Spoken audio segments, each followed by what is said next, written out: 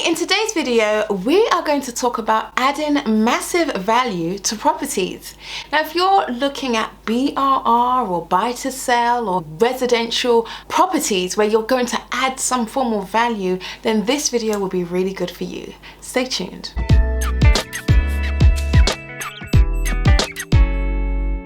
Now, one of the ways that you can really add value to property is by increasing its floor space, increasing the existing building to make something bigger, to make something better, to really utilize the building and its surrounding lands to its fullest potential.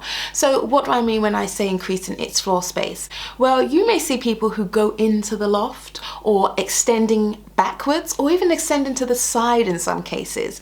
And what you also find is there might be people which they not only extend back, but they also extend to the side and then go one floor above. So you're doing a full wraparound extension. That's what I call it, because you're wrapping around the house. So you're extending the house, doubling its size where possible. But if not, just adding in a bit more floor space so then you can really make the property bigger, utilize the space efficiently and create a beautiful end product. And that is always the goal. Developers tend to work per square meter or per square foot. So if you're looking at a potential development, you will price that development per square meter. You'll look at the end value per square meter, you'll look at the current value per square meter, and you'll even look at the cost to develop the property per square meter as well. So builders may give you a quote, but it's per square meter. If you're new to property and you want to speak to a builder to find out how much would this renovation cost me, sometimes they give you a per square meter price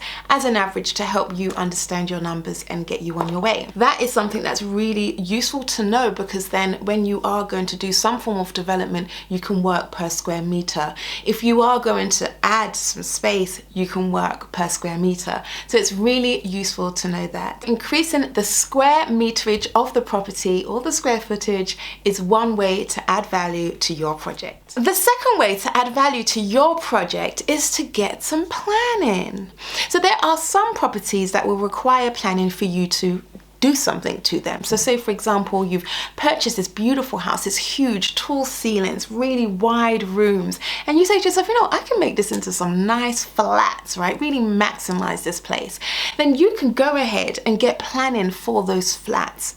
You will increase the value just doing that, just gaining the planning. Suddenly, you've increased the value based on its potential. What you'll realize is value is realized sometimes just based on its potential, not necessarily on its current format. A strategy that some people actually do full time is they go and find buildings where they can add value by getting planning, and then they sell it on to someone who's willing to buy it based on its potential value, which would somewhat be realized because they've already got the permission, and now you've got to build it out, and costs can be a huge variable that can actually make that not a deal. If you do some planning gain and you were to sell on a unit to someone and they're buying it based on its potential that you've managed to realize, then that in itself is a way you have added value to property. Realize. What exactly do I mean?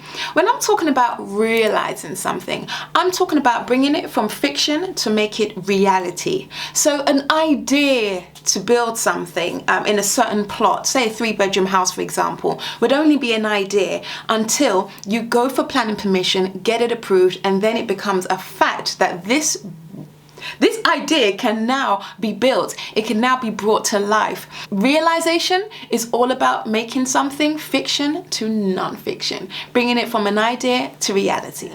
Planning takes time, at least 8 weeks to 12 weeks, sometimes 15, 16, sometimes months. I mean, well, 12 weeks is a month, it's 3 months. And trust me, it can be extremely expensive. So this is not necessarily a cheap way to add value. In fact, none of these are cheap or cost-effective ways. These are ways just to add value at an expense. And definitely planning is something that will cost you some money. And the bigger the project, the more the cost, the more the time as well. And sometimes the more the conditions.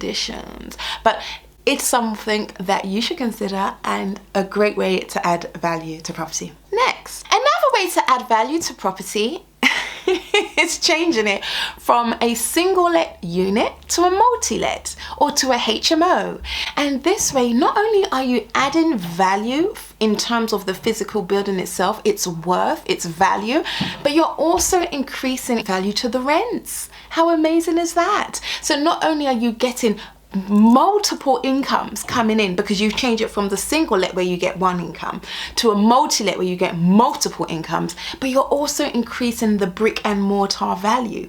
And depending on what lender you go with, you may actually get a commercial valuation, which is really, it's actually better than a residential valuation in some circumstances. So you always got to run both. But I've had opportunities where I have worked with a client, right? We've done the whole turnaround. And when we've gone to do the refinance, the commercial valuation was much better than the residential valuation.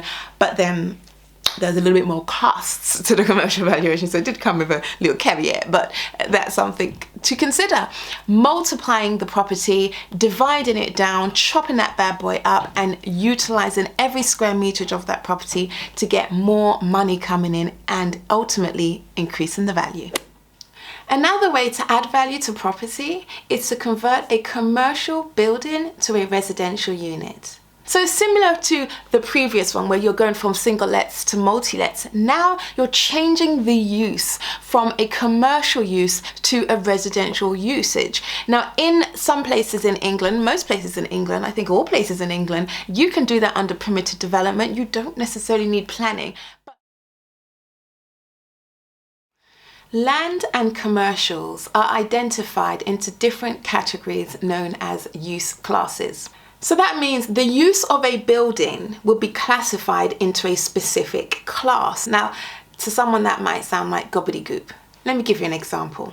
Class B would be industrial and storage units, or commercial buildings that do distribution.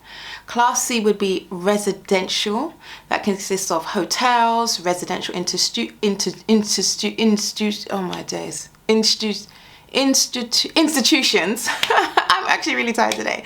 Residential institutions such as care homes, boarding schools, nursing homes, that type of thing. Then you've got secure residential institutions, and then you'd have dwellings. Well, anything that all of us would be living in. Okay. Then you have Class E, and these type of commercial units would consist of premises that sell food or drinks, financial services, anything medical or health services, offices that operate in different things. There are other classes that you can go and check out yourself on the planning portal. Use classes can be changed from one class to another class, or they can be changed from different classes within the class itself. So as you saw there was subclasses, so you could change from A to B within the same subclass.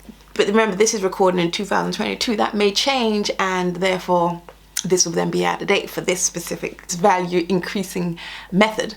What you find with commercial units is their prices per square foot tend to be a little bit less than residential units price per square foot, which is why that strategy of changing from a commercial to a residential seems better, and you can utilize it a lot more effectively. Because if you're selling a unit, a commercial unit, at £10 per square foot, whereas if it was the same building but a residential unit, then and it's selling say for £20 per square foot, then you have a £10 difference per square foot, and it kind of makes like a little bit of a no-brainer, isn't it? You can figure out that if I was to change this from a commercial to residential, I'll make more money. Obviously you've got the cost of doing that transition, and you would need to make sure that you are doing your research way ahead of time to make sure that is feasible here, because that is not always the case. It's not always the case in every location in every town that commercials are lower value than a residential. So you would need to double check that and make sure that's relevant for your area specifically. But that's definitely a way that you can increase the value of a property, is by going from commercial to residential and making more money. Last but least is adding a driveway. Right now, parking is a huge concern for many people, and in towns and cities they are putting a lot more parking measures in place. I know my old area where I used to live, when I go and visit there now, even on the road I used to live on, they have parking permits in place now. parking permit holders only, right? And of course it's between those two set times. And I think to myself, wow, Croydon, out of all places, I mean, this is like South London, seriously. But when you drive around London now, it is everywhere. Parking measures are everywhere. It's very hard to find a space where you don't need to be worrying about no parking. And it's becoming more and more and more. Why? Because councils need to raise money. They need to find that money to maintain the community. And the way that councils are doing that is by charging y'all to park your damn car outside. So now you're gonna pay the tax. Because I would have thought my car tax. What's my car tax for then? What am I paying tax on my car for if it ain't to be parking outside? I want to look at that. I'm actually going to look at that. And I know one of you look. But in fact, if you have that answer, let me know down below why the hell we paying car tax if we ain't allowed to use the space outside. Now I got to pay something to park my car outside, but I got to pay. It's too much. It's too much. Okay. I took the liberty of going to find out this information myself. The reason they say they put parking permits in place is to ensure that every householder can have a parking space. Me not get that one day, because me outside my yard and I have car, I got park outside my yard. I don't get that one day. But I understand the concept, because then you can have like 4 or 5 cars in a household and everyone's trying to park on the road. It just doesn't allow for fair and equal parking. So that aspect makes sense. At least they can control and monitor who's applying for these permits and then give a certain amount per household, which is how it works. Now with the car tax, the reason why we pay road tax for cars is because all that money that is paid goes into a government central fund pot, and that money is then used to fix roads, it's used for maintenance, and it's used for new road projects. So it's really just for the infrastructure of transportation. So that's why we're paying so much money left, right, and center. So having a car park space right outside your home increases the value. And I looked on a website recently where I'd done a bit of research, and I found having a car parking space increases the value by 5 to 10%. And that's fantastic. Some agents even said 15%. And it makes sense. I mean, if you can park your car right outside, walk in your home, Bob's your uncle. In saying that, I don't mean just knock down the walls, leave the brick walls out, and you got to kind of bump over the brick wall that used to be there, and you've removed it now just so you can have a parking space. I mean a well-crafted parking space, a well-crafted driveway, not parking space, driveway, where you actually put a nice paving so and really make it match the front of the house and make it beautiful. Then you would definitely add that value to the property. Now I was going to end the video there, but I thought about one more way that will really help you maximize and add value to a property you may be thinking about investing in. Now this way is probably one of the best ways, and that is maximizing the existing floor space, but somehow adding a room somewhere, right? Adding a room in your existing space to increase the amount of bedrooms that are there. Now there's different ways you can do this. So if you have a large bedroom per se, you can just put up a partition wall, create a small hallway, and have 2 doors coming off of that. Another way you can do is, if there's a separate kitchen in that property, you can turn that kitchen into a bedroom and then move the bedroom into the front room, create an open plan living space, and therefore increasing the amount of bedrooms you have. Now it's common for people to do, say for example, a studio to a 1-bed, or a 1-bed to a 2-bed, or a 2-bed to a 3-bed, or a 3-bed to a 4-bed.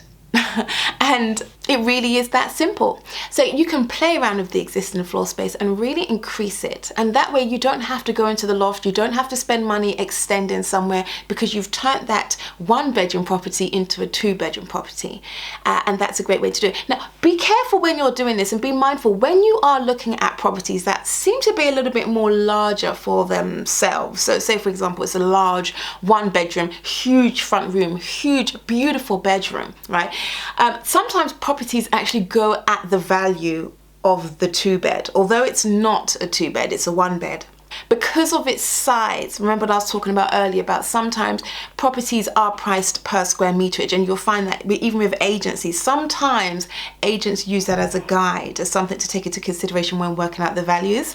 So if you've got a huge 1-bed you need to make sure that you're not already buying it at the price of the 2-bed, because an agent may have already priced it, and you buying it as a 1-bed and turn it into 2 will not suddenly make it more than any other 2-bed on the area if it's already priced at the 2. So you've got to be careful about that. Make sure you are getting the property for its value as its current rooms amount, if any rooms at all, and then you're utilizing that difference in 1 bedroom to 2 or 2 to 3 financially. And I think that's really important to take away, because I don't want you just going out there looking for studios and then you try and think you can get any studio, and you see a large studio and next thing you know you've gone and bought it not realizing it's already the price of a 1-bed. So please do take that into consideration. I hope you found this information very useful and you can take away some tips for yourself when you're invested in your journey. Remember to think out the box. When you're looking at increasing values, really think out of the box. Think about, what do people want right now? Sometimes you can add value with just decoration, just by dressing a property and making it actually look beautiful. There's ways that people know how to turn around a ugly property into something amazing by just changing the decor, just changing the decoration, the window dressings, and so much more. And there's a show called The Property Brothers, I forgot their names. This is what they do. They find tired homeowners who haven't been able to sell for whatever reason. They come in, knock down this, change that, change this, change that, and well, they kind of do a minor renovation, to be honest. That's just a renovation. Another way to add value is just do a renovation.